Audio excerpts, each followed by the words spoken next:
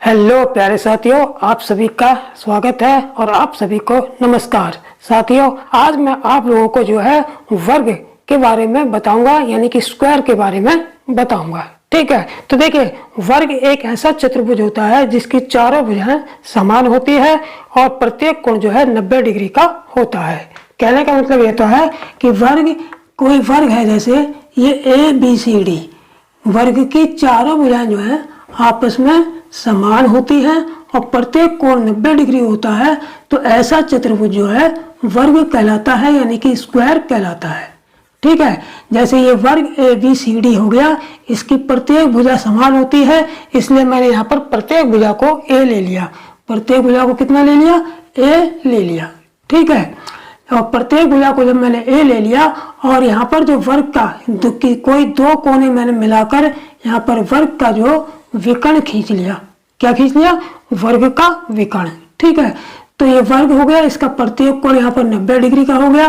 ठीक है, चारों भुजाएं वर्ग की समान होती है। ठीक है, तो सबसे पहले जो है हम इस वर्ग से संबंधित कुछ मुख्य फार्मूले देखेंगे और कुछ मुख्य पॉइंट्स देखेंगे वर्ग से रिलेटेड, जिनके ऊपर क्वेश्चन बनते हैं। ठीक है, तो जैसे पहला फार्मूला हो गया हमारा, पहला फार्मूला हो गया वर्ग की परिमाप। वर्ग की परिमाप, तो वर्ग की परिमाप यानी कि पेरीमीटर, यानी कि पेरीमीटर कितनी होगी?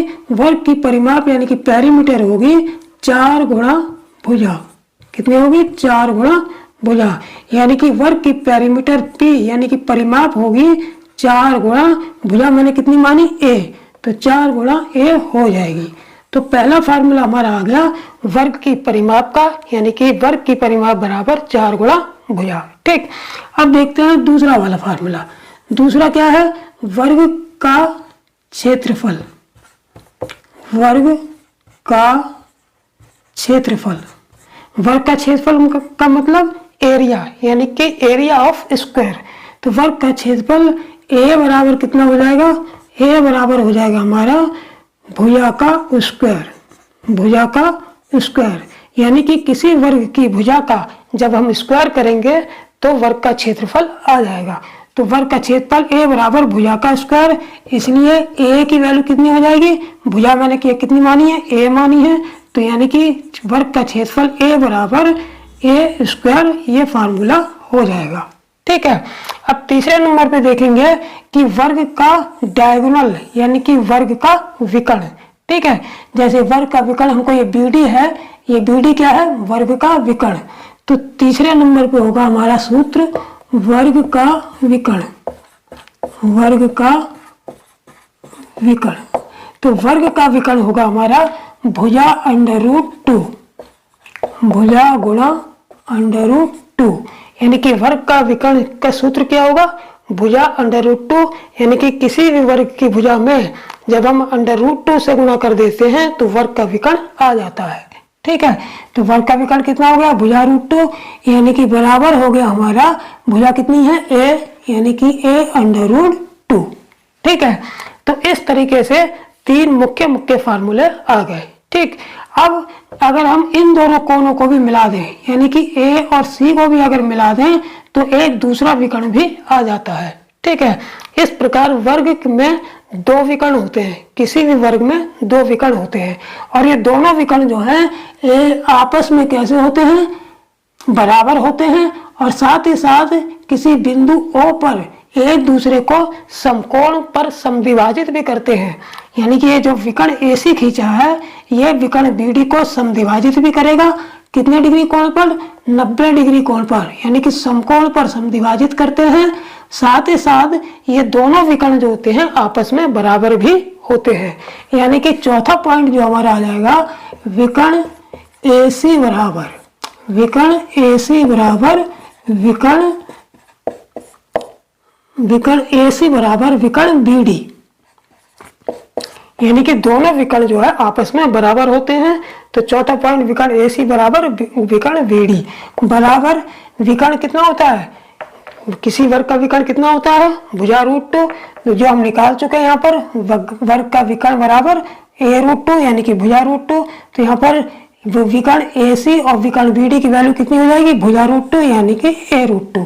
ठीक है, पांचवा पॉइंट क्या है कि दोनों विकर्ण एक दूसरे को समकोण पर समद्विभाजित करते हैं, एक दूसरे को समकोण पर समद्विभाजित करते हैं।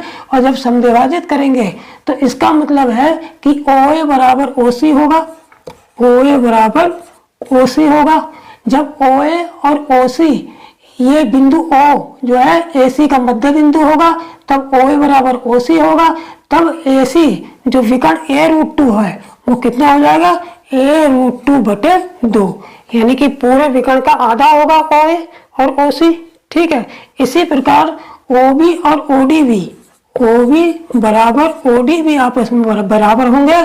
और चूंकि दोनों विकर्ण आपस में बराबर होते हैं, दोनों विकर्ण का मान A रूट 2 है, इसका OB और OD का मान भी A रूट 2 बटे 2 हो जाएगा। ठीक है, अगर मैं A रूट 2 है इसको मैं क्या लिख सकता हूँ, ये रूट 2 से अगर इसको काट दूं तो यहाँ पर अंडर रूट 2 लग जाता है, इस रूट 2 को काट दूं तो यहाँ पर अंडर रूट 2 लग जाएगा, यानी कि A बटे अंडर रूट 2 बराबर A बटे अंडर रूट 2, यानी कि OA बराबर OC बराबर A रूट 2 हो जाएगा, OB बराबर OD बराबर A बटे रूट 2 होगा। इस प्रकार इसलिए OA बराबर OB बराबर OC बराबर OD बराबर A बटे अंडर रूट 2 के बराबर निकल के आएगा। ठीक है, तो इस तरीके से 4 से 5 तक पॉइंट जो है हमने प्राप्त किए वर्ग के बारे में। पहला कि वर्ग की परिमाप 4 गुणा भुजा, दूसरा वर्ग का क्षेत्रफल भुजा का स्क्वायर, तीसरा वर्ग का विकर्ण भुजा का अंडर रूट 2 यानी कि A रूट 2, चौथा वर्ग के विकर्ण आपस में बराबर होते हैं, विकर्ण AC बराबर विकर्ण BD बराबर विकर्ण कितना किसके बराबर होता है, भुजा रूट 2 के बराबर। और पांचवा पॉइंट है दोनों विकर्ण एक दूसरे को समकोण पर समद्विभाजित करते हैं, इसलिए OA बराबर OB बराबर OC बराबर OD भी होगा, यानी कि प्रत्येक ये भुजा जो होगी ये वाली ये और ये आपस में कैसी होगी, बराबर होगी। और बराबर के साथ साथ किसके बराबर होगी, ये भुजा बटे अंडर रूट 2 के बराबर होगी। ठीक है, तो इस तरीके से वर्ग के बारे में हमने 5 पॉइंट क्लियर किए। ठीक है, अब जानेंगे किसी भी वर्ग के अंतःवृत्त और उसके परिवृत्त के बारे में, यानी कि अंतःवृत्त का मतलब इन सर्किल के और परिवृत्त का मतलब सरकम सर्किल के बारे में। ठीक है, तो सबसे पहले जानते हैं वर्ग के अंतःवृत्त के बारे में। ठीक, तो देखिए वर्ग का किसी भी वर्ग का अंतःवृत्त यानी कि वर्ग का अंतःवृत्त यानी कि स्क्वायर ऑफ इन सर्किल। ठीक है, यानी कि वर्ग का अंतःवृत्त यानी कि स्क्वायर ऑफ इन सर्किल। तो देखिए वर्ग का अंतःवृत्त यानी कि स्क्वायर ऑफ इन सर्किल क्या होता है। देखिए जैसे कोई वर्ग है, ये वर्ग है ABCD, ये वर्ग हो गया हमारा ABCD। तो इसका इन सर्किल यानी कि अंतःवृत्त क्या होता है, किसी भी वर्ग के अंदर बना हुआ ऐसा वृत्त जो वर्ग की चारों भुजाओं को अंदर से टच करता हुआ बनता है, अंदर से वर्ग की चारों भुजाओं को टच करता हुआ बनता है, तो वो जो होता है वर्ग का अंतःवृत्त यानी कि स्क्वायर ऑफ इन सर्किल कहलाता है। तो ये हमारा क्या हो गया, square of in circle, square of in circle. ठीक है, अब देखिए ये जो अंतःवृत्त बनता है, ये इसको यहाँ पर ये सेंटर हो गया और इसको आगे बढ़ाने पर ये अंतःवृत्त की त्रिज्या हो गई। ठीक है, और इसको और आगे बढ़ा दें तो ये पूरा जो होगा वृत्त का व्यास यानी कि डायमीटर D हो जाएगा। ठीक है, तो सबसे पहले जो है इस अंतःवृत्त के बारे में कुछ प्रमुख सूत्र देख लेते हैं और उसके साथ ही साथ में कुछ महत्वपूर्ण जो पॉइंट होंगे अंतःवृत्त के बारे में वो भी बताता हुआ चलूंगा। ठीक, जैसे पहला सूत्र क्या है, सबसे पहला सूत्र है इसका, वर्ग के अंतःवृत्त का व्यास, अंतःवृत्त का व्यास, यानी कि वर्ग के अंतःवृत्त का व्यास बराबर जो होता है वो किसके बराबर होता है? वर्ग की भुजा के बराबर, वर्ग की भुजा के बराबर। यानी कि वृत्त का जो व्यास होता है, अंतःवृत्त का जो व्यास होता है वो वर्ग की भुजा के बराबर होता है। ठीक है, यानी कि व्यास d बराबर होगा वर्ग की भुजा कितनी मानी? अगर हम वर्ग की भुजा a ले लें, वर्ग की भुजा a ले लें तो d बराबर हमारा a हो जाएगा। ठीक है, तो दूसरा पॉइंट है वर्ग के अंतःवृत्त की त्रिज्या, वर्ग के अंतःवृत्त यानी कि स्क्वायर ऑफ इन सर्किल की रेडियस यानी कि त्रिज्या, त्रिज्या बराबर क्या होता है? व्यास बटे 2। त्रिज्या बराबर क्या होगा? व्यास बटे 2, यानी कि व्यास का आधा, और व्यास किसके बराबर होता है? वर्ग की भुजा के बराबर होता है, यानी कि वर्ग की भुजा का आधा, यानी कि वर्ग की भुजा बटे 2, यानी कि भुजा बटे 2। ठीक है, यानी कि किसी भी स्क्वायर ऑफ इन सर्किल यानी कि वर्ग के अंतःवृत्त की जो त्रिज्या होगी वो उस वर्ग की भुजा की आधी होगी। ठीक है, तो वर्ग के अंतःवृत्त की त्रिज्या बराबर भुजा बटे 2, यानी कि r बराबर a बटे 2। यहाँ a क्या है? वर्ग की भुजा है। ठीक है, अब तीसरे नंबर, ये हमारा दूसरा पॉइंट हो गया। ठीक, अब तीसरे नंबर का पॉइंट है वर्ग के अंतःवृत्त का क्षेत्रफल, वर्ग के अंतःवृत्त का क्षेत्रफल यानी कि एरिया। तो क्षेत्रफल बराबर कितना हो जाएगा? क्षेत्रफल बराबर हो जाएगा 1/4 गुणा पाई गुणा भुजा का स्क्वायर, 1/4 गुणा पाई गुणा भुजा का स्क्वायर, यानी कि 1/4 पाई गुणा जो वर्ग की भुजा है उसका स्क्वायर। ठीक है, तो वृत्त का क्षेत्रफल a बराबर हो जाएगा 1/4 पाई और गुणा भुजा का स्क्वायर का मतलब भुजा कितनी है? वर्ग की a, यानी कि a स्क्वायर। तो ये जो है वर्ग के क्षेत्रफल का फार्मूला आ जाता है। ठीक है, इस तरीके से हमें 3 पॉइंट खास मिले। पहला कि जो वर्ग का अंतःवृत्त का जो व्यास होता है वो उस वर्ग की भुजा के बराबर होता है, और वर्ग के अंतःवृत्त की जो त्रिज्या होती है वो वर्ग की भुजा की आधी होती है, और जो वर्ग के अंतःवृत्त का क्षेत्रफल होता है वो 1/4 पाई गुणा वर्ग की भुजा का स्क्वायर होता है। ठीक है, इस तरीके से हमने वर्ग के अंतःवृत्त यानी कि स्क्वायर ऑफ इन सर्किल के बारे में कुछ महत्वपूर्ण पॉइंट और सूत्र सीखे। ठीक, अब देखते हैं कि किसी वर्ग के परिवृत्त यानी कि स्क्वायर ऑफ सर्कम सर्किल के कुछ महत्वपूर्ण पॉइंट और उसके बारे में। तो सबसे पहले हम जानेंगे कि वर्ग का परिवर्त यानी कि स्क्वायर ऑफ सर्कम सर्किल क्या होता है। ठीक है, ये वर्ग है, ये वर्ग है,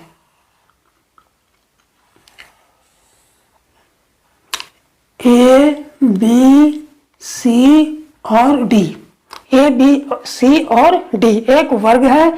वर्ग के चारों कोनों से बाहर की ओर बनता हुआ जो वृत्त होता है वो स्क्वायर ऑफ सर्कम सर्किल होता है।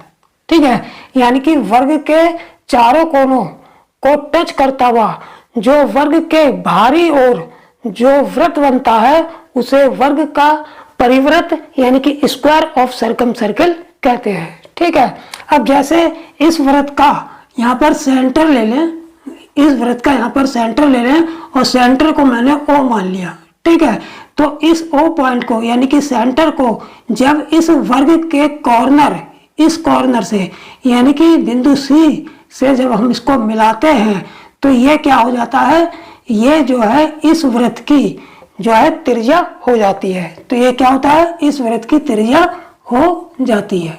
ठीक है, और इसी OC को और आगे बढ़ाते हुए जब हम बिंदु A पर ले जाते हैं यानी कि बिंदु A पर ले जाते हैं तो ये AC जो होता है ये इस वृत्त की डायमीटर यानी कि वृत्त का व्यास होती है। ये इस वृत्त की डायमीटर यानी कि वृत्त का व्यास होती है। और AC जो है, AC क्या है? इस वर्ग का विकर्ण है, डायगोनल है। ठीक है, तो जो AC है ये वर्ग का विकर्ण भी है और इसके जो सर्कम सर्किल है इसका व्यास भी है। ठीक है, तो इस तरीके से हम ये कह सकते हैं कि वर्ग के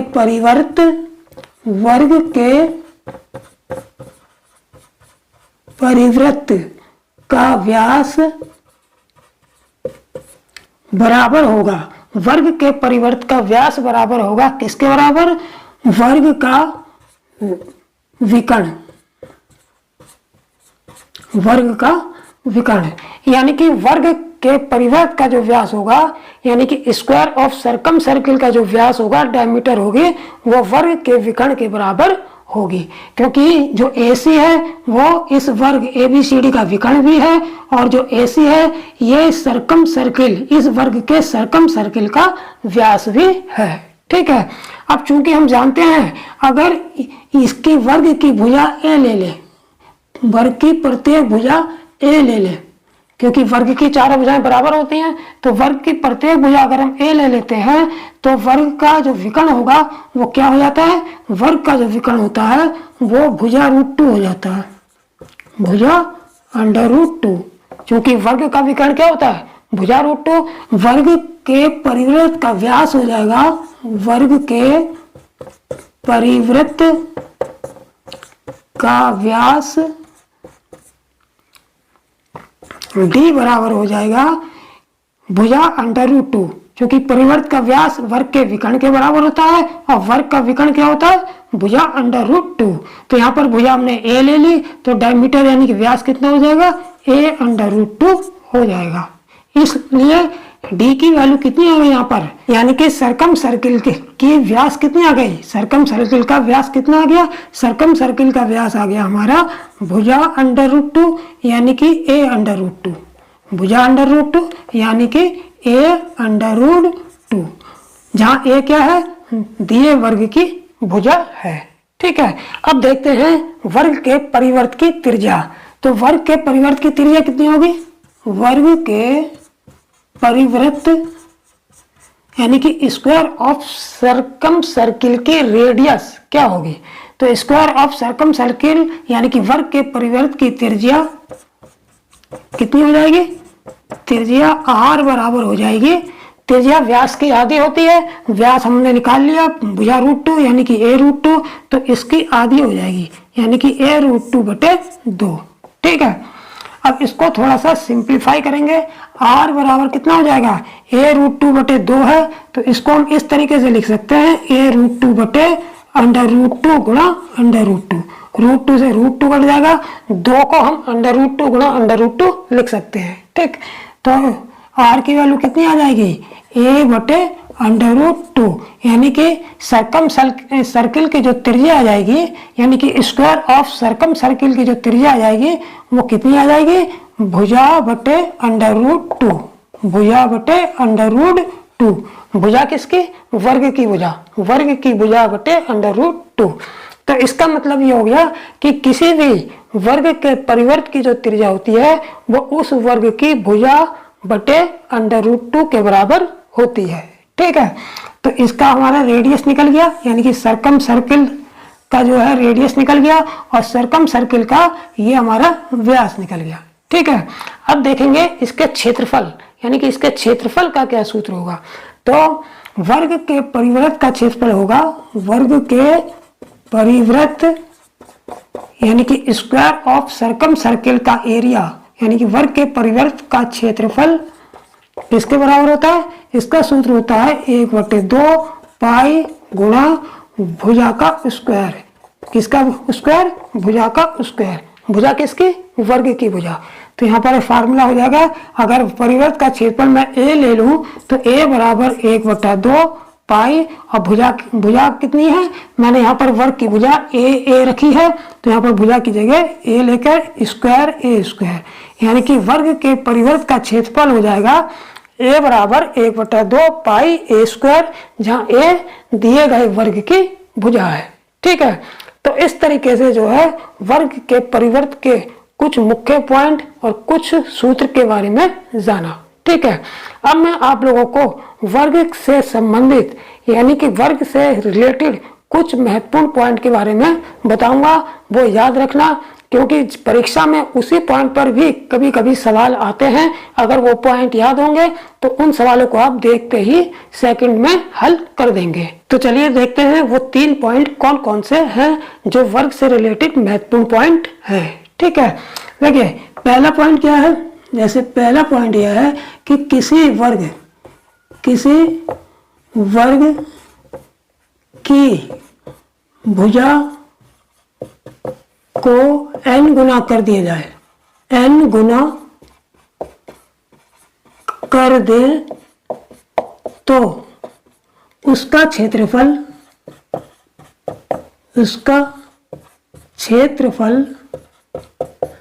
n स्क्वायर गुना हो जाएगा, n स्क्वायर गुना हो जाएगा।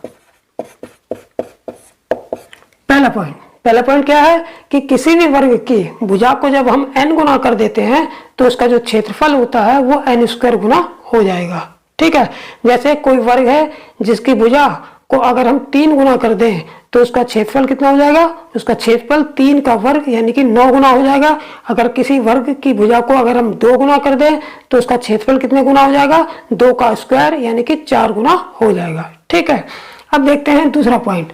दूसरा पॉइंट क्या है, यदि किसी वर्ग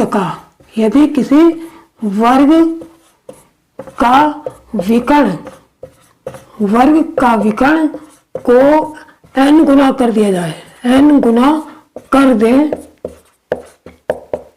तो उसका क्षेत्रफल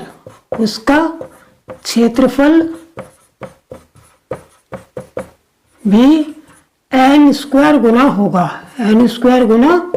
होगा। ठीक है, तो यहां से दोनों पॉइंट से क्या पता चला, दोनों पॉइंट से पता चला कि चाहे वर्ग की भुजा को n गुना कर दें चाहे उसके विकर्ण को n गुना कर दें, दोनों कंडीशन में जो है वर्ग का क्षेत्रफल जो है n स्क्वायर गुना हो जाएगा। अगर किसी वर्ग के विकर्ण को हम अगर दुगुना कर देते हैं तो उसका क्षेत्रफल 2 का स्क्वायर यानी कि 4 गुना हो जाएगा, या फिर किसी वर्ग की भुजा को हम 2 गुना कर देते हैं तो उसका क्षेत्रफल कितना हो जाएगा, 2 का स्क्वायर यानी कि 4 गुना हो जाएगा। ठीक है, अब देखते हैं तीसरा पॉइंट। तीसरा पॉइंट है कि किसी वर्ग का क्षेत्रफल उसके विकर्ण के वर्ग का आधा होता है। ठीक है, यानी कि किसी वर्ग का जो क्षेत्रफल होता है वह उसके विकर्ण के वर्ग का आधा होता है। यानी कि वर्ग का क्षेत्रफल बराबर 1/2 गुणा विकर्ण का स्क्वायर। अगर विकर्ण को मैं d ले लूं तो क्षेत्रफल a बराबर हो जाएगा 1/2 गुणा d का स्क्वायर। ठीक है, तो इस तरीके से जो है ये 3 पॉइंट ऐसे हो गए जो परीक्षा की दृष्टि से अत्यंत महत्वपूर्ण है और इस पर खूब सवाल डायरेक्ट पूछे जाते हैं। अगर ये 3 पॉइंट याद हैं तो सवालों को देखते ही आपके दिमाग में जो आंसर आ जाएगा। ठीक है, तो इस तरीके से ये 3 पॉइंट को भी वर्ग से रिलेटेड याद रखना है। ठीक, अब हम जानेंगे किसी वर्ग के परिवृत्त और अंतःवृत्त की त्रिज्याओं और क्षेत्रफलों के अनुपात के बारे में। ठीक है, तो देखिए सबसे पहला पॉइंट लेंगे हम किसी वर्ग के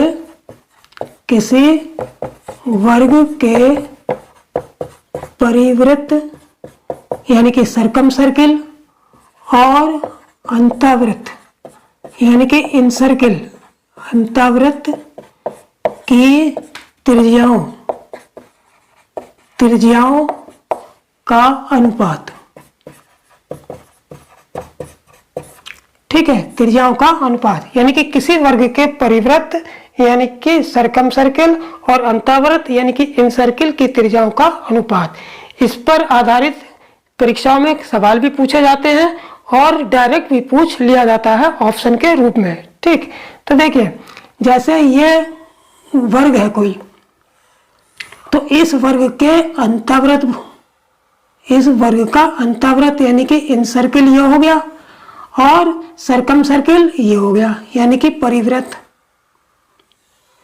अगर किसी वर्ग में, किसी एक ही वर्ग में अंतःवृत्त और जो परिवृत्त बना हुआ है, तो इन दोनों की त्रिज्याओं का अनुपात कितना होगा ये देखना है। ठीक है, तो जो परिवृत्त है इसकी त्रिज्या कितनी होगी, ये सेंटर मान लेते हैं, तो इस परिवृत्त की त्रिज्या हम r मान लेते हैं, कैपिटल R। और जो अंतःवृत्त है इसकी त्रिज्या यहाँ से आएगी, तो इसकी त्रिज्या जो है हम कितनी मान लेते हैं, स्मॉल r। ठीक है, तो इसलिए परिवृत्त की त्रिज्या और अंतःवृत्त यानी परिवृत्त का मतलब सरकम सर्किल और अंतःवृत्त का मतलब इन सर्किल की त्रिज्याओं का अनुपात, त्रिज्याओं का अनुपात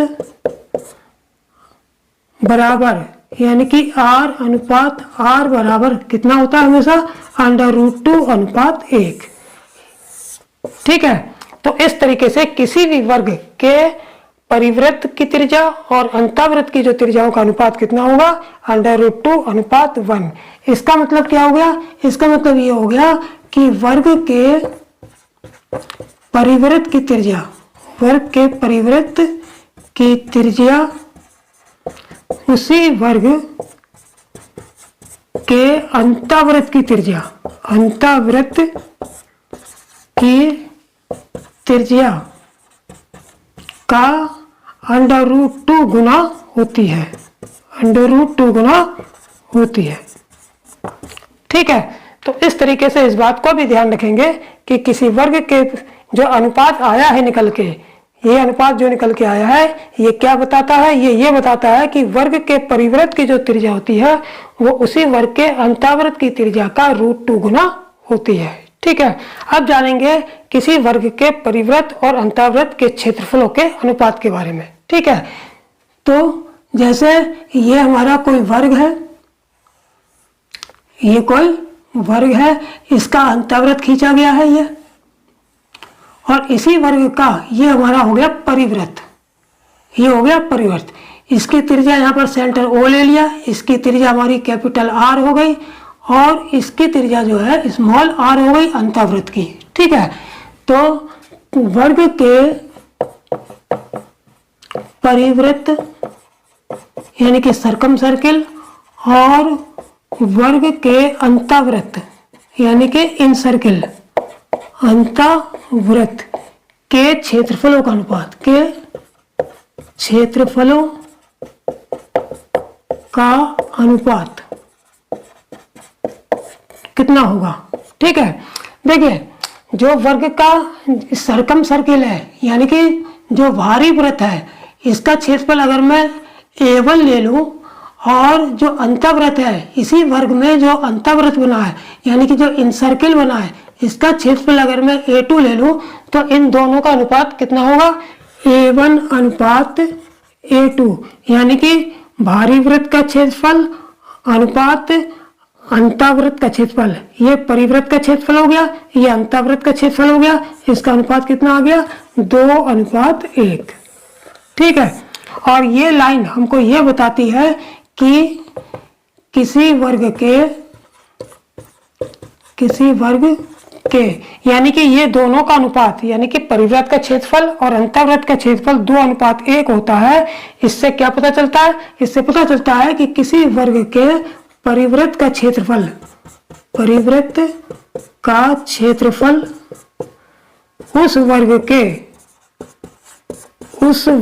के अंतःवृत्त के क्षेत्रफल, अंतःवृत्त यानी कि इन सर्किल यानी कि सरकम सर्किल का क्षेत्रफल उस वर्ग के इन सर्किल के क्षेत्रफल, इन सर्किल के क्षेत्रफल का 2 गुना होता है, 2 गुना होता है।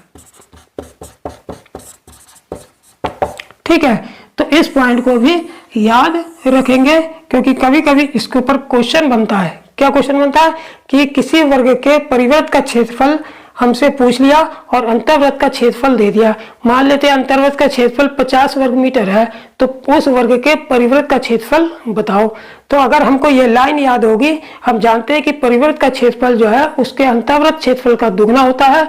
तो अंतर्वृत्त का क्षेत्रफल अगर 50 वर्ग मीटर दे रखा है तो हमें परिवृत्त का क्षेत्रफल निकालने की जरूरत नहीं है, सीधे जो भी दे रखा होगा उसका दुगना कर देंगे वो, तो परिवृत्त का क्षेत्रफल आ जाएगा। ठीक है, तो इसलिए ये अनुपात और ये लाइन भी दोनों मामले में याद होनी चाहिए, त्रिज्या के मामले में भी और क्षेत्रफल के मामले में भी। ठीक है, तो इस तरीके से आज हमने जो है स्क्वायर यानी कि वर्ग के बारे में, उसके क्षेत्रफल के बारे में, उसकी त्रिज्या और उसके मुख्य मुख्य सूत्र के बारे में अच्छी तरीके से जाना। तो वर्ग से रिलेटेड जो अति महत्वपूर्ण प्रश्नों की जो श्रृंखला होगी वो मैं नेक्स्ट वीडियो में लेकर उपस्थित होऊंगा। ठीक है, जिन्होंने चैनल को सब्सक्राइब नहीं किया वो सब्सक्राइब जरूर कर ले। ठीक है, तो नेक्स्ट वीडियो में फिर मिलेंगे वर्ग के अति महत्वपूर्ण सवालों के साथ। तब तक के लिए जय हिंद, जय भारत।